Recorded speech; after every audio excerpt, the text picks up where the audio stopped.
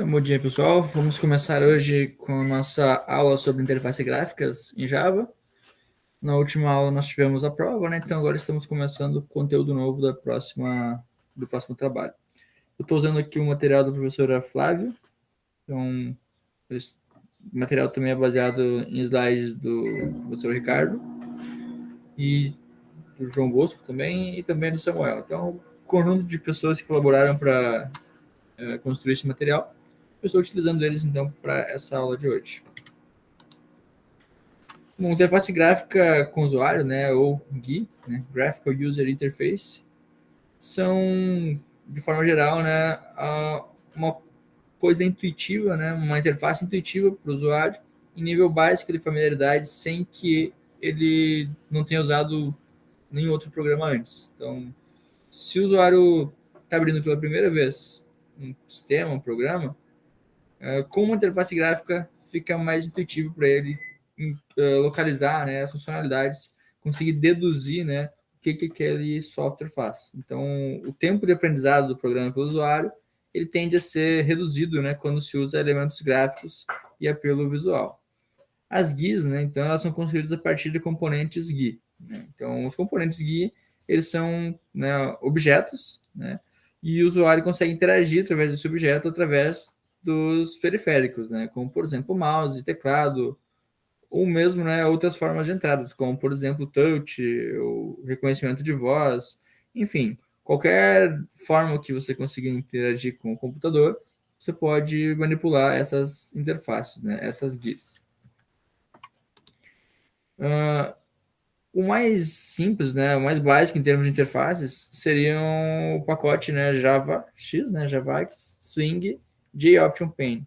Então, para fazer um software bem simples, por exemplo, que abre uma janelinha, que mostra uma mensagem, né, e essa mensagem pode ser desses três tipos aqui, né, ou simplesmente de alerta, ou perguntando alguma coisa, né, que você tem que digitar, ou perguntando alguma coisa que você clica em um desses botões.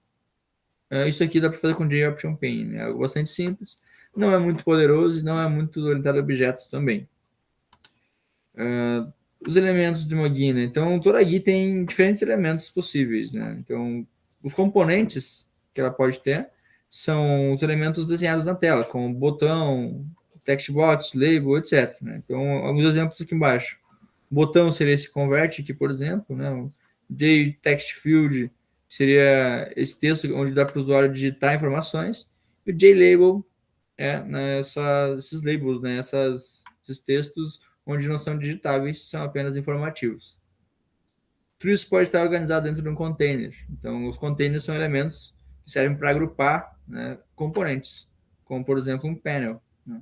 Um panel pode ser um exemplo de container que eu posso jogar vários elementos dentro deles para criar, né, agrupamentos lógicos de acordo com a semântica em comum, né, daqueles elementos, como, por exemplo, um formulário onde você tem várias seções, cada panel pode ser uma seção diferente. Existem também alguns containers chamados containers de alto níveis, né? São aqueles que efetivamente ocupam um espaço, né, na tela, digamos assim, né? Tipo, alguns exemplos, né, são dialog box, né, uma caixinha de diálogo, ou um frame, né, que é uma espécie de janela, né, como em inglês, né, se traduz, seria um quadro onde você pode também ter mais elementos dentro, né? Então são os chamados containers de alto nível. A ideia inicial da Sun, né, que foi a criadora da Java, era propor, né, o AWT, né, que seria Abstract Window in Toolkit. Esse conjunto, né, de interfaces e classes providas pelo AWT, né, ele tem métodos que podem ser usados para escrever uma GUI multiplataforma. Ou seja, ela vai rodar em Windows, Linux, Mac, independente da plataforma, né, desde que essa plataforma tenha JVM, né, a máquina virtual do Java, ela vai conseguir suportar essa GUI. Não era tão poderosa o suficiente, né, e ela era bastante limitada. Então, na versão 1.2 do Java Development Kit, né, JDK, V1.2, foi proposto o Swing, né? Então, com a ideia do Swing, surgiu uma nova biblioteca construída do zero, que permite gráficos e GUIs, né, muito mais poderosos e flexíveis. Então, É possível que quando vocês vão procurar, por exemplo, no Google, na internet, algum trecho de código para fazer alguma coisa, vocês podem achar usando AWT e Swing. Saibam, né, que o Swing ele é mais poderoso. Por compatibilidade retroativa, né, os dois existem no Java ainda. Então, ainda não foi descontinuado totalmente o AWT, embora não seja mais usado. E às vezes os dois podem ser usados, né? Então, embora não seja usado predominante o AWT, os dois ainda podem ser usados. O nome Swing ele é um apelido utilizado pelos desenvolvedores do Java Foundation Classes, né, JFC, foi usado, né, para o desenvolvimento do GUI. Ele vem do ícone que era usado em uma rede inicial, né? Esse íconezinho aqui. Então foi daqui que veio o nome Swing, né? Então, por que usar Swing e não da AWT, né? A AWT é a versão mais velha e mais primitiva, então naturalmente se percebe que o Swing é algo já que já vem para substituir, e por ser mais poderoso e por poder ser enviados com as aplicações sendo não dependente de máquina, né? Então ele se torna bem mais dinâmico e bem mais poderoso, enfim, né, do que o AWT. Cada figura aqui embaixo mostra o que nós chamamos de look and feel diferente, né? Então, cada plataforma que nós temos, né, cada tipo de sistema operacional, ambiente em geral, né, ele vai exibir de uma forma diferente o nosso conteúdo, né? Então, nós temos aqui 3 exemplos de caixinhas. Essas caixinhas têm alguns elementos, né? E dá para ver que cada elemento tem um layout diferente. Então, o look and feel, né, o olhar e sentir, é um pouquinho diferente entre cada um dos sistemas. Ele se adapta, né, automaticamente de acordo com a máquina onde está rodando. Se eu pegar o mesmo programa e rodar na minha máquina, que tem um sistema operacional ou que tem um ambiente específico, e rodar em outra máquina, o meu programa ele vai parecer ligeiramente diferente, né, conforme esses exemplos aqui.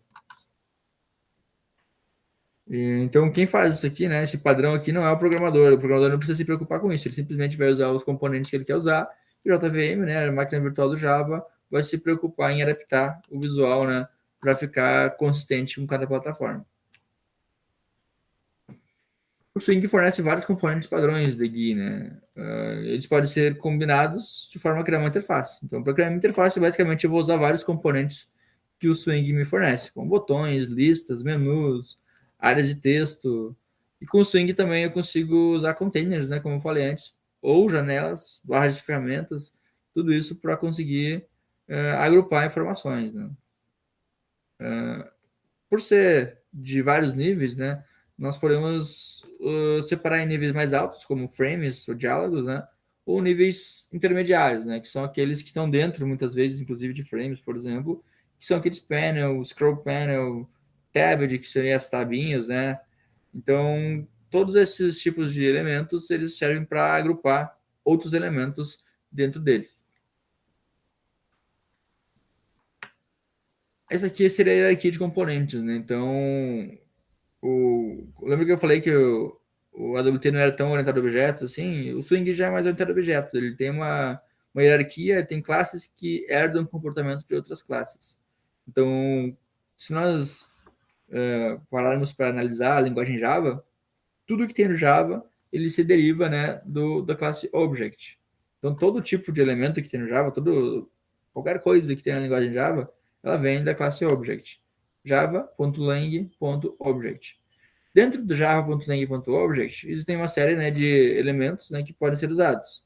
Várias classes, né, que podem ser usadas. O java.awt.component é onde está localizado, né, o AWT Container. Então, dentro da AWT Container, nós temos o java.awt window, né, que é, né, falando do AWT, que é aquela versão, né, um pouco mais antiga, e temos o JavaX Swing JComponent, que é onde tem esses elementos que nós estamos vendo agora, né, o JButton, JLabel, JMenuBar, JOptionPane, JPanel, JTextField. Então, todos esses elementos que eu estou mostrando aqui são aqueles que nós vamos usar, né, quando formos criar as interfaces gráficas usando o Swing. E todos esses componentes eles têm alguns métodos comuns, né? Tem o get e set preferred size, né, o tamanho preferencial, get set size, né, Então, getSet significa que tem o get, também tem o set, né? Tem o getSize, setSize, para dizer qual é o tamanho, né, daquele componente. Eu posso dizer qual a localização da tela vai aparecer. O length ou width, né, ele para dizer a comprimento e largura daquele componente. Repaint, set background color, set font. Posso verificar se está habilitado ou não está, né? Então eu posso, usando o Repaint, o set background color e set font, eu consigo atribuir valores para os elementos visuais desses componentes Swing. Se nós falarmos de containers, também nós temos, podemos ver que eles, né, são descendentes, todos eles herdam comportamentos da classe Java AWT Container. Eles são componentes, então, que podem conter outros componentes, né? Container, basicamente, é essa a definição dele. Componente pode ter outro componente dentro dele. Nós usamos um Layout Manager para posicionar e definir o tamanho desses componentes contidos neles. Então, precisamos desse objeto, né, chamado Layout Manager, que ele vai servir para definir as posições e tamanhos de cada componente que tem no container.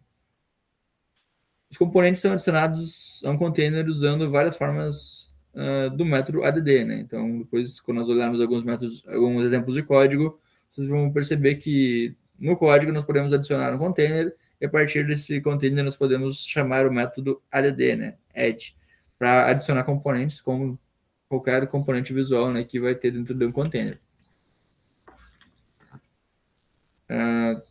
Os containers top level, né, são aqueles que todo programa usa, né, para criar uma GUI de alto nível. Então, toda GUI que eu criar, toda a interface gráfica, ela tem que ter pelo menos um, né, container de alto nível.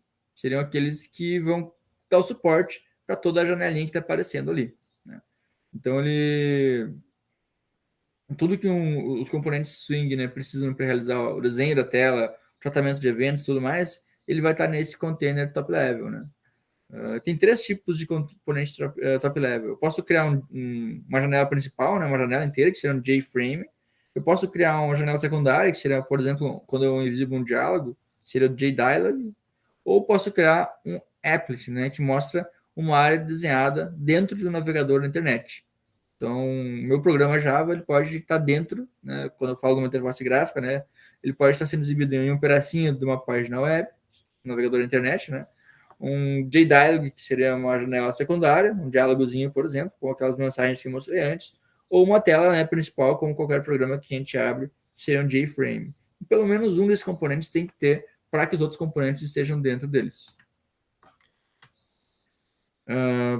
Para aparecer na tela, então, qualquer componente GUI ele deve ser parte, né, de uma hierarquia de contenção. E a raiz sempre tem que ser, então, como eu falei, com um container top level. Então, por exemplo, eu tenho lá meu frame, depois eu tenho algumas camadas e depois, né, eu vou ter meus elementos que eu vou adicionar. A gente não costuma adicionar elementos diretamente no container top level. Ao invés disso, a gente adiciona outros containers dentro dele, né, como o root pane, por exemplo, né, um pane raiz.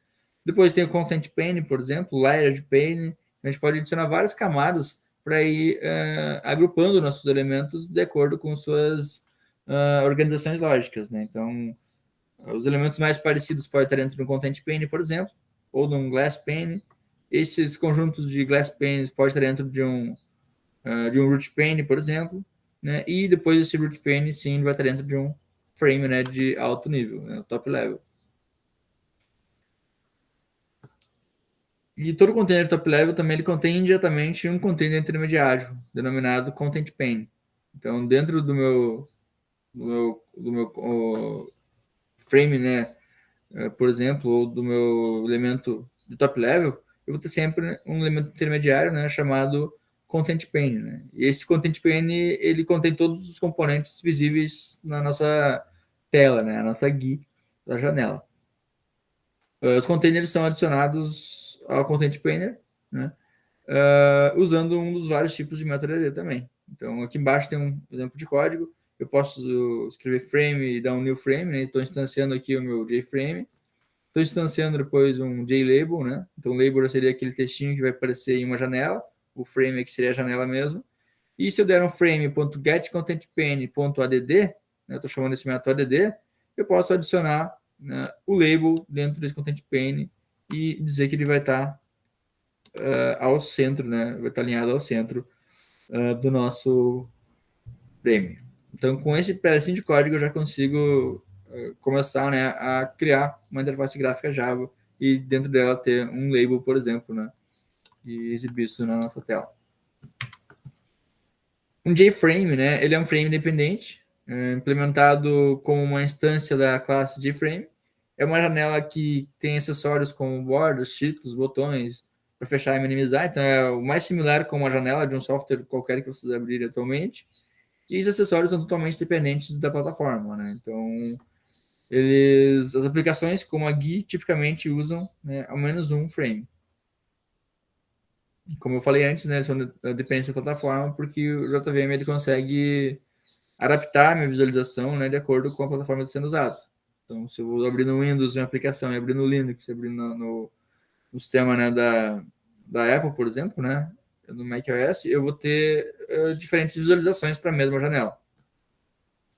O JFrame ele tem alguns métodos principais, como o setTitle, por exemplo, que serve para definir um título na janela. Tem o show, que faz aquele elemento, né, aquele JFrame aparecer na tela, né? Aqui embaixo tem um exemplinho do que seria um JFrame. Você pode definir a visibilidade como visible false ou true, usando o setVisible. Você pode também usar o setDefault close operation, né, que vai dizer o que acontece quando tu fecha, né? Então, o mais comum, né, quando tu fecha, é tu realmente dar um exit, né, finalizar a execução daquele JFrame. Então, o mais comum, por exemplo, seria o JFrame.exit on close. É o evento que acontece quando clica no botão de fechar. Eventualmente podia, sei lá, abrir uma janelinha quando clica em fechar, perguntando se você tem certeza. Sim, você pode tratar o que acontece no momento de fechar uma janela, né, um JFrame. O JFrame, então, quando nós falamos JFrame, nós sabemos que a programação gráfica está muito ligada à ocorrência de eventos que devem ser tratados, como o clique, como né, o input de algumas informações que eu posso digitar. E ao contrário de outras linguagens de programação, os containers Java eles não vêm 100% para lidar com eventos básicos que acontecem em uma janela. Então, um exemplo é o evento de fechamento. Qualquer tipo de aplicativo Delphi ou Visual Basic ele sabe fechar sua própria janela sem problema, mas o Java não. Né? Então, no Java, quando nós vamos fazer isso, né, mais à frente nós vamos ver que os eventos, né, eles podem ser tratados, como o próprio exemplo que eu dei antes. Né? Então, se eu clicar em fechar uma janelinha, Delphi ou Visual Basic, por exemplo, né, que são outras plataformas de desenvolvimento, né, que suportam outras linguagens, ele clica em fechar e vai fechar. Agora no Java, né, eu vou ter que implementar o setDefault close operation, né, para dizer o que ele vai fazer quando eu fechar alguma coisa. Alguma janela, algum JFrame, por exemplo. Então, esse aqui é um primeiro programinha também que depois vocês podem fazer já na máquina de vocês, para começar a entender. Então, até agora vocês já estão acostumados com classes, sabe que a classe tem um método principal, né? Então, até essas duas primeiras linhas não tem mistério aqui, né? A diferença aqui é que nós estamos importando só o elemento do swing, através do import javax.swing.asterisco, né? Com isso, esse ponto asterisco ele importa todos os componentes dentro do JSwing, né? Do javax, né? .swing.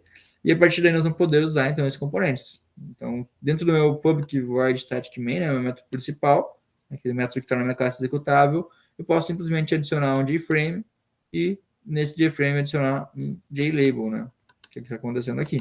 Estou dizendo o que acontece quando eu fecho, através do frame.setDefaultCloseOperation, né, que ele vai dar um exit on close, né, vai fechar mesmo quando eu clicar no fechar. Eu vou ter um frame.py, né, que faça com que a janela seja ajustada para o tamanho preferido dos de todos os seus componentes, seus subcomponentes, né, e vou deixar visível aquele frame, dando setVisible, um ponto setVisible, né, passando true, né, verdadeiro, como parâmetro. Esse código aqui, então, vai mostrar a primeira janelinha, né, que seria mais ou menos isso que está sendo exibido aqui. Para fazer isso aqui, então, basta copiar e colar esse código no método principal da classe de vocês. Esse slide, né, vou, obviamente, adicionar no Moodle, então vocês podem copiar e colar diretamente daqui, né, e testar esse exemplo. Aqui é um outro exemplo que faz a mesma coisa, só que criando uma classe nova. Então, essa classe aqui, se nós olharmos em cima, né, nós estamos usando a mesma classe Hello World Swing, né, para fazer aquilo. E aqui embaixo nós estamos criando uma classe Hello World Frame, que estende o frame. Olha como a gente está usando aqui a orientação objeto, né? Estamos criando uma nova classe e essa nova classe que está sendo criada, ela basicamente, né, ela vai estender o JFrame. Então eu não preciso, quando eu for usar, né, os componentes do JFrame, né, dentro dessa classe, isso se torna mais implícito, né? Eu já estou criando uma classe de interface gráfica mesmo, que já está estendendo o JFrame, e dentro dela eu vou poder, né, dar um get content pane .orad label, né, por exemplo, ao invés de usar um frame, né, de ter um JFrame, de distanciar um novo JFrame e a partir dele eu trabalhar com ele. Então, no primeiro exemplo, dentro da minha classe normal, né, que não está estendendo JFrame, eu tenho um objeto frame, né, que é do tipo JFrame, e a partir desse objeto eu vou adicionar elementos nele. A segunda forma de fazer isso é criar uma classe que já vai ser um JFrame, né, que ela já vai ser um tipo de JFrame, ela vai estender o JFrame, então com isso eu já vou começar a usar métodos da minha própria classe, né, que estou herdando do JFrame. Notem que aqui embaixo eu não estou em nenhum momento instanciando ou definindo uma variável do tipo JFrame, porque essa classe vai se tornar já um JFrame. Então, por exemplo, o método getContentPane que tem dentro do JFrame vai ser um método herdado por essa classe aqui. Então, basta eu dar um getContentPane.orad label, né? Ao invés de precisar dar um frame.getContentPane.orad label. Se ficou alguma dúvida, pode me interromper, Jonathan, aqui, o nosso representante dos alunos presente. Mas a ideia é essa. Então, ou eu crio uma variável, né, uma classe, um objeto frame, ou então instancio, ou instancio, né, ou então eu estendo, né, e faço aqui minha implementação da minha classe que estende o JFrame. E aí aqui no meu ator principal, basta eu dar um new, né, na minha classe Hello World Frame, que é essa classe aqui, que ela vai automaticamente já chamar, né, esse conjunto de operações definidas aqui, né, que seria montar, nesse caso, aquela janelinha que nós vimos no slide anterior. Se nós formos usar o UML, né, que nós vimos nas aulas passadas, para representar aquele código, né, a ideia é que nós teríamos um JButton, esse JButton ele herda componentes, ele herda, né, do component, o component ele está herdando, está estendendo, né, ou herdando informações do container, né. O container também ele tem como classe filha o JPanel, né, e nós temos também uma herança da janela. Então, o container ele herda, né, informações. O window, na verdade, ele está herdando informações do nosso container. Então, o container está dentro do. Ele estende, né, o componente, né? O JButton também estende o componente. O JLabel estende o container, né? Então, esse triângulozinho aqui, nessa setinha, dessa forma, significa estender. E aqui nós temos também o JFrame, né, e a ação do container, a ação do JFrame com container e componente com container, nós temos a agregação e composição, né, que seriam esses outros símbolos, né, esses logos preto e branco, né, dentro. A agregação e composição significa, né, que um elemento pode ser composto de uma série de outros elementos. Então, quando você tem vários elementos juntos, você pode compor um outro, né? Então, ele só existe quando aquele conjunto de elementos também existe. E quando você fala da agregação, né, você pode ir adicionando novos elementos dentro do outro elemento, né? Então, você vai agregando, né, e não necessariamente você precisa de ter esses elementos agregados para que o elemento principal exista. Quando é composição, eu preciso de ter para ele poder existir, né? Então, um exemplo, né, disso é que para eu ter um container, né, e ter algum elemento, né, que eu vá utilizar, como por exemplo o window, né, eu tenho que ter a minha janela, né, eu tenho que ter meu JFrame e a partir disso eu adicionar meus elementos dentro dele. Aqui a gente pode ver algumas superclasses comuns na maioria dos componentes Swing, né? Então, como eu mostrei lá no início, todas as classes Java herdam the object, então tudo em Java é um objeto, né? Por isso que é uma linguagem unitária de objetos. Tem o Java.awt component, né? E a partir do Java.awt component, tem o Java.awt container que está herdando dele. E por fim, né, tem alguns componentes, como por exemplo, javax.swing.jComponent, né? Então, essas aqui são as superclasses comuns da maioria. Então, a partir desse javax.swing.jComponent, a maioria dos componentes de Swing vão estender nessa classe aqui. Vão herdar os comportamentos dessa classe e automaticamente das classes que ela também herda comportamentos. Um diálogo, né, o JDialog é uma forma de mostrar, né, uma informação para o usuário ou pedir, né, que ele digite alguma entrada.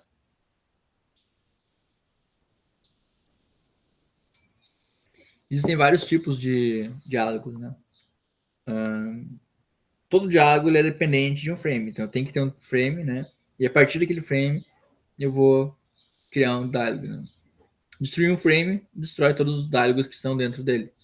Então, se eu tenho uma janela, né, um frame, e a partir daí, né, eu tenho alguns diálogos, quando eu destruir a janela, todos os elementos que estão dentro dele também vão ser destruídos. Agora, se eu minimizar um frame, some da tela todos os seus diálogos também.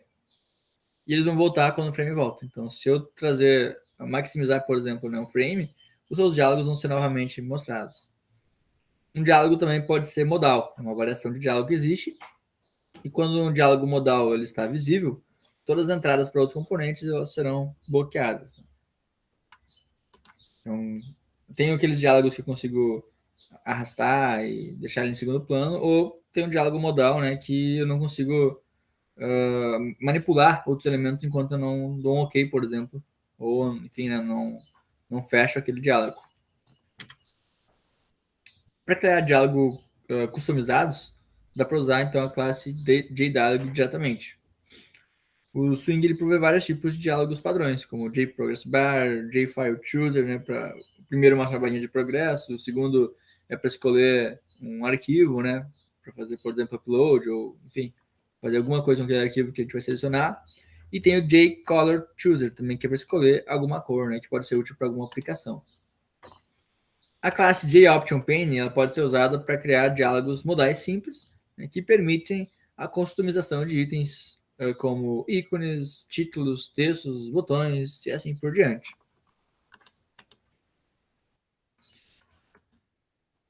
Então, o JOptionPane ele faz com que seja fácil exibir um diálogo padrão que leia algum valor do usuário, né, ou que informe o usuário de alguma coisa. Como eu falei anteriormente, ele pode ser um diálogo de pergunta, né? Informe a idade para ver se ele tem mais de 18 anos. Ou um alerta que diz, você está sendo bem-vindo ao sistema, ou você está sendo redirecionado para outra parte, enfim, qualquer tipo de alerta ou qualquer tipo de pergunta que o sistema precise de interagir com o usuário pode ser feito com o JOptionPane. A classe JOptionPane, ela tem um parecer mais complexo, né, dado o grande número de métodos que ela tem. Então, ela não é tão simples como os recursos da AWT, por exemplo, que nós vimos antes. Entretanto, a maioria dos usos dessa classe elas são simplesmente chamadas de uma única, né, de uma única linha, para que um dos métodos estáticos, né, daquele JOptionPane seja exibido. Por exemplo, o método show, né? Tem o show confirm dialog também, né, que seria uma pergunta combinatória, né, confirmatória para o usuário informar uma resposta, por exemplo, dizer sim, não, cancelar. Então é um diálogo de confirmação mesmo. Tem o show input dialog, que é aquele onde nós conseguimos digitar uma informação, como aquele exemplo que eu dei, digite sua idade. Então é um dialogzinho, né, um diálogozinho que vai ter um campinho onde eu vou poder informar uma coisa para o meu sistema, né? Seria o show input dialog. E tem o show message dialog, que vai simplesmente dar uma informação ao usuário sobre algo que aconteceu. Então, show message dialog vai, né, compor uma mensagem e mostrar para o usuário, né, um alerta, por exemplo. E tem o show option dialog, que é quando eu consigo ter as três opções, né, anteriores em apenas um diálogo. Eu posso informar uma coisa para o usuário, eu posso pedir para ele informar alguma coisa como resposta, e também eu posso pedir que ele confirme ou cancele. Então, esse seria um show option dialog. E todos esses diálogos que nós comentamos aqui em cima, né, eles são diálogos modais, ou seja, quando aparece um deles, vocês não conseguem interagir mais com nenhum componente da tela até que você dê, né, o ok, yes, no, cancel, qualquer coisa, né, que tenha que dar naquele diálogo para ele não existir mais.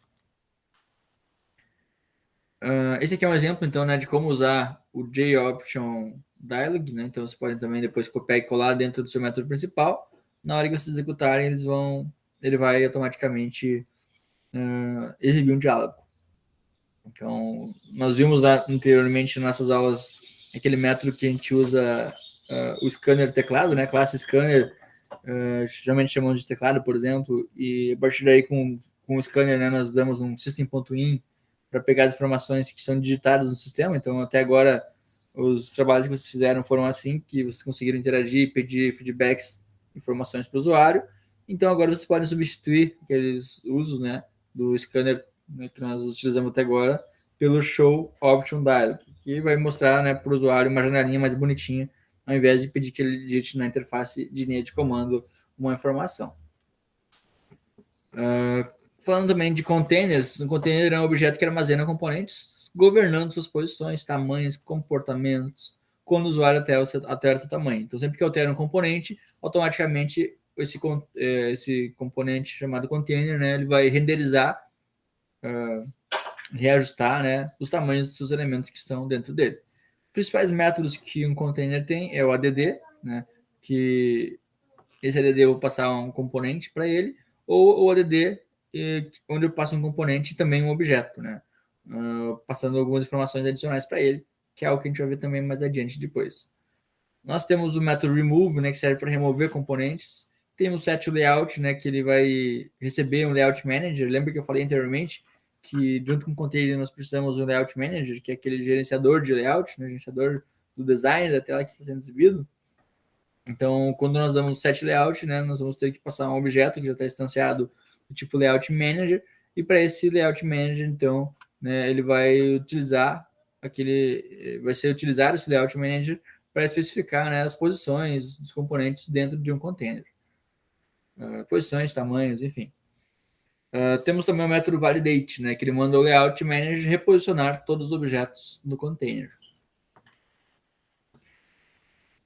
Temos a classe JComponent, né, então, que eu já havia falado antes. Ela é uma classe base para todos os componentes Swing, com exceção daqueles containers top level, né, então o component ele só não tem dentro dele, né, os containers top level, como o JFrame, por exemplo, ou os diálogos, e ao contrário, né, eles na verdade estão dentro de JFrame ou dentro de dialogs, e para usar um componente que é de JComponent, ele deve ser colocado na hierarquia de contenção, né, e a raiz dessa hierarquia tem que ser sempre um container top level. Então, como eu acabei de falar, temos que ter um JFrame, por exemplo, né, ou um outro elemento top level, e dentro desse elemento top level, aí sim pode ter nosso JComponent. E dentro do JComponent, nós podemos ter depois tratamentos de eventos, por exemplo, como o teclado, o look and feel, né, que é aquela ideia de mostrar com uma estrutura diferente para cada sistema operacional, uma infraestrutura para desenho, suporte a bordas, toda aquela parte visual, toda a parte de customizações, né, e leitura de eventos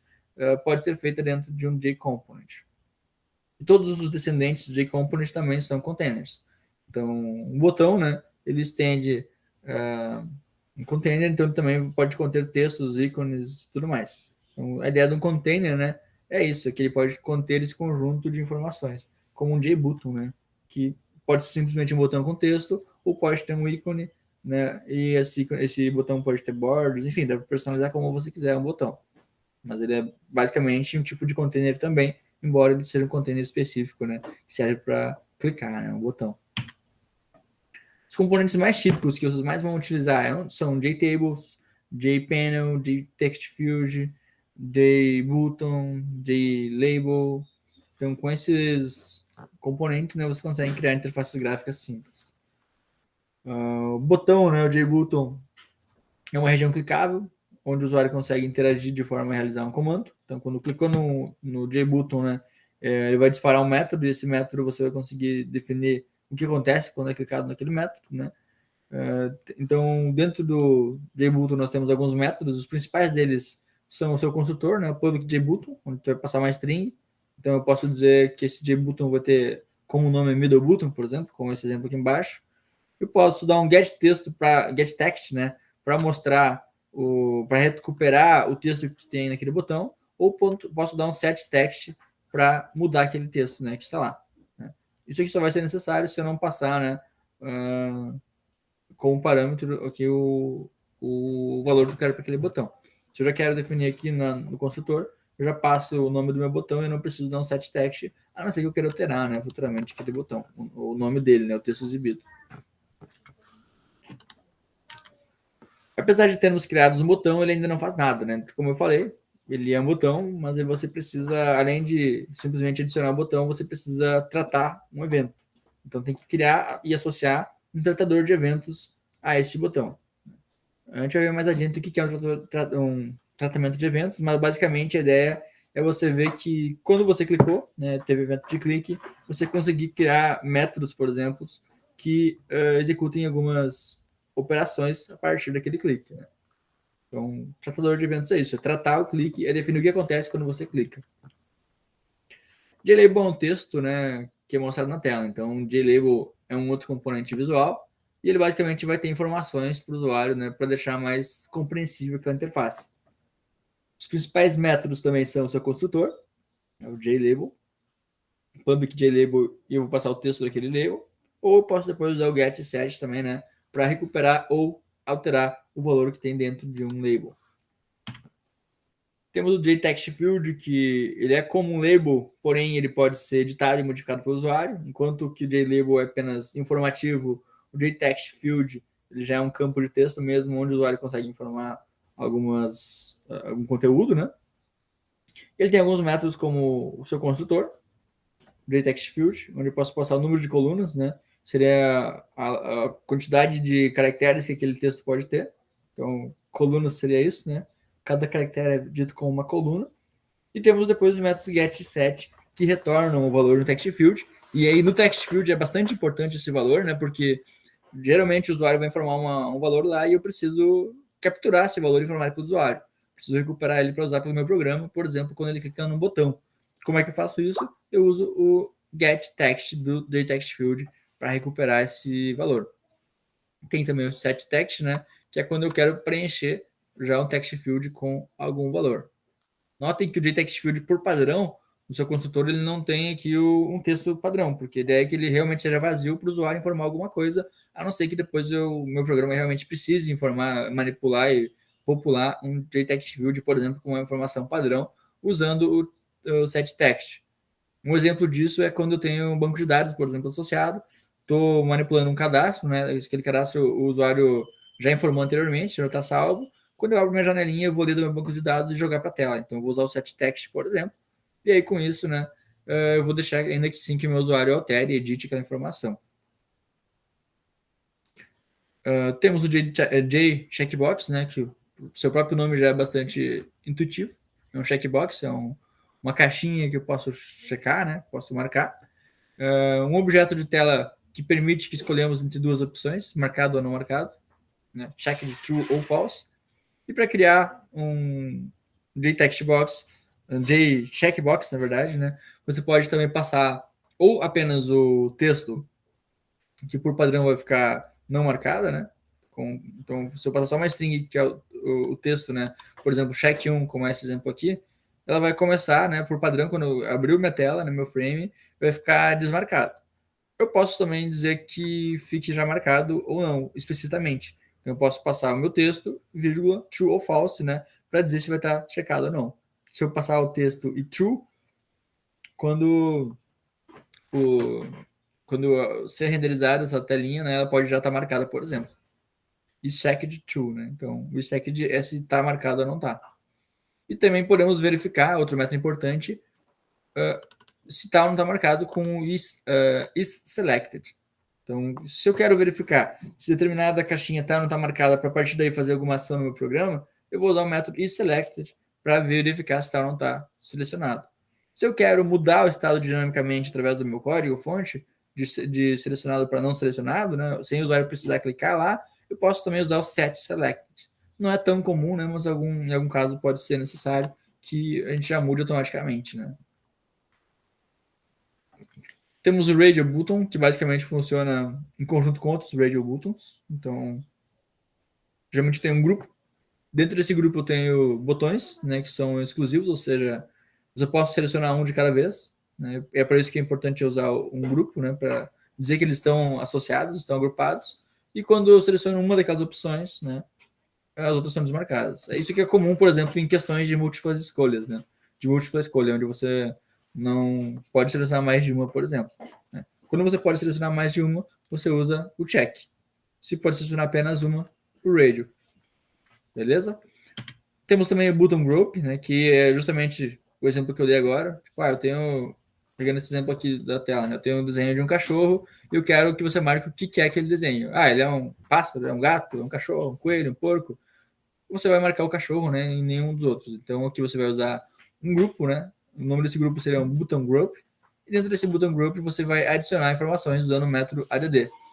Essas informações, ou elementos, na verdade, que vão ser adicionados para um button group, seriam nossos RAID buttons, né, nesse caso. Podiam ser outros elementos, obviamente, mas nesse caso aqui, né, é importante, eu sempre que eu uso RAID buttons, eu tenho que ter um agrupamento para definir que eles são mutuamente exclusivos, ou seja, que eu não consigo marcar mais de um simultaneamente.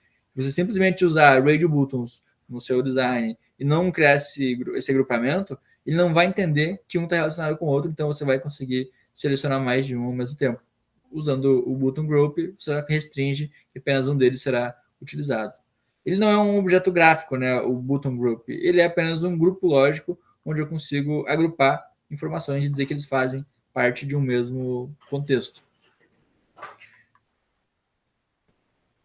E então, só para ficar claro, né, eles são agrupamentos lógicos, então não vai aparecer na tela aqui nenhum componente visual que dê para identificar, aqui está meu button group, mas ele vai servir para agrupar então esses radio buttons, e o radio button ele sim vai estar, né, dentro do nosso container, então ele sim vai ser jogado para a tela, digamos assim. O button group serve apenas para organizar esses elementos que estão sendo exibidos na tela. E temos também os icons, né? Então, nas classes JButton, JRadioButton, JCheckbox, JLabel, todos esses elementos que eu estou comentando para vocês, eles podem receber um ícone, né? E para fazer isso, eu vou dar um set icon, ou set selected icon, ou set row over icon. Tem diferentes métodos que eu posso passar, né? Dependendo do elemento que eu estou usando, para atribuir um ícone para aquele elemento. Então, por exemplo, quando tem aquele botãozinho com a imagem do lado, eu posso fazer isso através do set icon. Temos também o JText Area, que seria basicamente aquele campo, né, onde você consegue inserir várias linhas, né, uma caixa de texto, que é comum em formulários HTML também, onde você consegue formar vários textos, várias linhas, né, um texto com várias linhas, um em cima do outro. Né. É útil para escrever textos mais longos, e que não necessitam de informações. Então, não tem como formatar um texto dentro de um text area. E ele tem alguns métodos importantes também, como o número de linhas e também de colunas. Então, lembra que antes nós tínhamos o elemento, né, que servia para informações mais curtas, que é o nosso text field, né? Ele é um elemento para informações mais curtas e dentro do construtor dele eu posso informar o número de colunas, ou seja, que tamanho, quantos caracteres vai ter. No JText area, nós temos, além do número de colunas, temos também o número de linhas. Eu posso definir o tamanho, altura e largura, né, em termos de colunas e linhas, quantas linhas vão ter nessa caixa de texto, né, e quantos caracteres podem ter também nessa caixa de texto. Então, eu vou criar uma matriz, né? Colunas e linhas, e tendo o número de máximo de coluna de linhas, a gente consegue definir o tamanho, ou seja, quantos caracteres vão ter dentro desse texto. Né? Eu posso também usar o getText e setText para recuperar a informação de uma caixa de texto, né, uma text area, ou atribuir um valor, né, definir um texto a ser passado e armazenado nessa tela. Né? Então, dá para usar o getSet aqui também. Tem um problema, né, que é o posicionamento de componentes, né, e o programador ele não pode especificar onde fica cada componente na janela, ou quão grande ele deve ser, e o tamanho, né, que ele deve ter quando a janela muda. Em C++, Delphi e outros, né, ele pode usar o posicionamento absoluto, ou seja, dizer exatamente o X e o Y, né, onde que ele vai estar na tela para que ele seja exibido. Eu posso dizer que meu botão ele vai ter uma margem, sei lá, de 5 centímetros para cima e 5 centímetros para a esquerda, e ele vai estar naquela posição e já era, é aquilo, né? Posicionamento absoluto. No Java, né, nós não podemos fazer isso, né? Não podemos definir de uma maneira absoluta onde ele vai estar na tela. Para fazer isso, né, para posicionar elementos na tela, nós usamos aquilo que eu falei antes, né, que são nossos layout managers, né, que são os gerenciadores de formato ou gerenciadores de layout. E são objetos especiais, então, que definem, né, onde posicionar cada componente baseado em alguns critérios específicos. Então, eu vou ter alguns parâmetros e, com base nesses parâmetros, ele vai tomar a decisão automaticamente de onde posicionar aqueles componentes.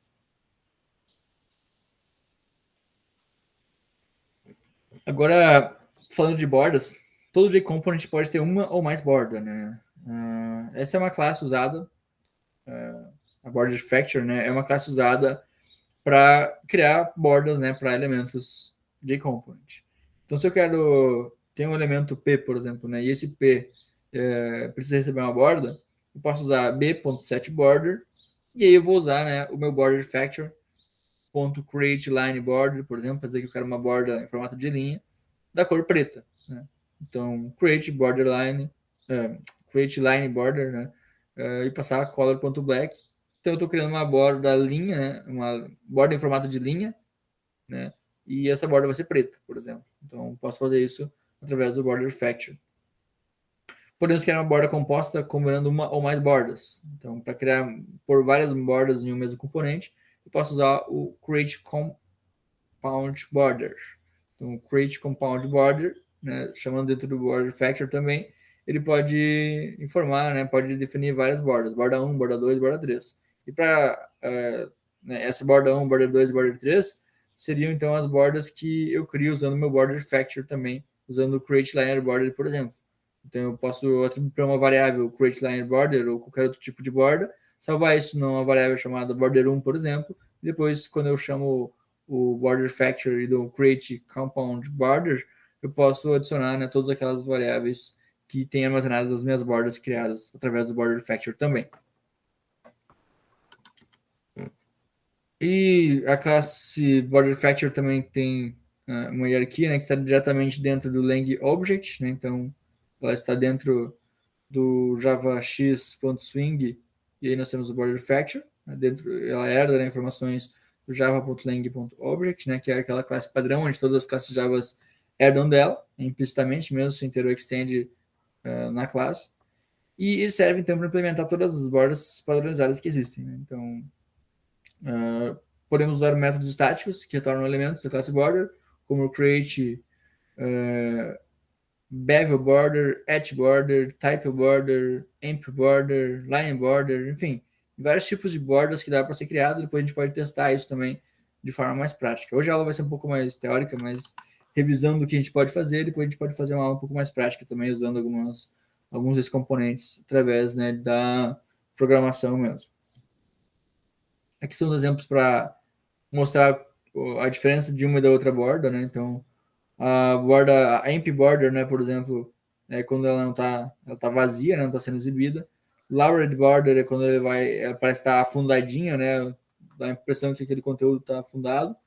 Raised bevel border, essa aqui parece que ele está saltadinho para cima, né, parece quase um botão. Temos essa aqui, né, que está, parece que ela está marcada, né, afundada, como se tivesse riscada, né, é o etched border. Temos o line border, que seria a borda comum, né, simplesmente um círculo, né? Um círculo não, um retângulo aqui, né? Ou né, um círculo, caso for um elemento arredondado, enfim, mas é simplesmente um contorno que tem dentro daquele elemento. Notem, né, que temos look and feel, então para cada um desses tipos de borda também pode ser exibido diferente de acordo com a plataforma. E isso tudo aqui então tem a ver com as bordas simples, né? O simple. Nós temos também as bordas titled, que é basicamente bordas que podem ter um título, né, para dizer o que se refere aquele elemento, então dá para adicionar o título em algum lugar, né? Pode ser centralizado, pode ser para a esquerda ou para a direita, e ele pode ser combinado, né, com qualquer um desses elementos que estão sendo exibidos, né? E também temos o compound, que é aquilo que eu falei, né, que de um elemento tem mais de uma borda. Não é muito comum isso, né, mas é possível, né, adicionar, por exemplo, a borda, né, que já estava antes, né, e a partir daquela adicionar outra borda vermelha para circular. Enfim, fica um pouco até estranho, mas dá para, em alguns casos pode ser útil, né, adicionar múltiplas bordas para o mesmo elemento. Containers de nível intermediário, né, eles são aqueles conhecidos, né, como panels ou panes, e simplificam basicamente o posicionamento, né, de outros componentes, como o JPanel, por exemplo. Eles têm um papel visível e interativo na guia, né, do programa. eles, assim como o JScrewPane, por exemplo, e JTablePane, né, eles exibem informações que podem ser, né, a visualização dessas informações podem ser apresentadas de forma diferente de acordo com a manipulação do usuário. Por exemplo, o JTablePane, o usuário pode navegar entre tabs, né, entre abinhas diferentes. O JScrewPane, ele pode rolar, né, para navegar e ver o conteúdo rolando para cima, para baixo, para um lado, para outro, por exemplo. Né? E todos esses containers eles possuem um gerenciador de layout padrão chamado Flow Layout. Esse Flow Layout, né, ele serve para modificar então, né, os layouts que terão esses containers de níveis intermediários. Para fazer isso, né, eu dou um panel, por exemplo, né, ponto set layout e aí dou um new border layout para definir então um border layout que vai definir, né, o layout desse panel que eu estou criando. Por default, né, os panels não pintam nada. Então, são um retângulo, né, cinza, né, com fundo, né, um background de cinza, opacos, né, não tem nada de informação nele. E a partir daí eu posso usar o método add, né, para ir adicionando informações lá. Então, o painel opaco ele pode ser definido como content pane ou e esse content pane ele pode ser parte, né, de um container top level. E painéis opacos, então eles não desenham, né, um background. Um panel ele é um container que podemos usar além do JFrame, né? E tem como principal método o JPanel, que cria um painel, um JPanel, né, com um layout manager padrão. Né? Tá com um errinho, seria layout. E temos também o outro método principal, né, o outro método construtor, que basicamente eu vou criar um JPanel com um layout manager customizado. Então, ao invés de usar um layout manager padrão, né, eu vou customizar e criar meu próprio layout manager e passar como entrada para a classe JPanel no momento que eu vou instanciar ela. E ele pode ser adicionado depois também, né, para melhorar o layout de alguma tela. Então, não necessariamente eu preciso inicializar já aquele content já com aquele valor atribuído. Então, para fazer um resumo dessa aula de hoje, né? Nós temos JFrames, JLabels, JTextField, JButtons, JCheckbox, JComboBox, JList, JPanel. Né? Tem um monte de elementos que são parte da nossa biblioteca Swing. O JFrame ele é um container como um formulário, por exemplo, né?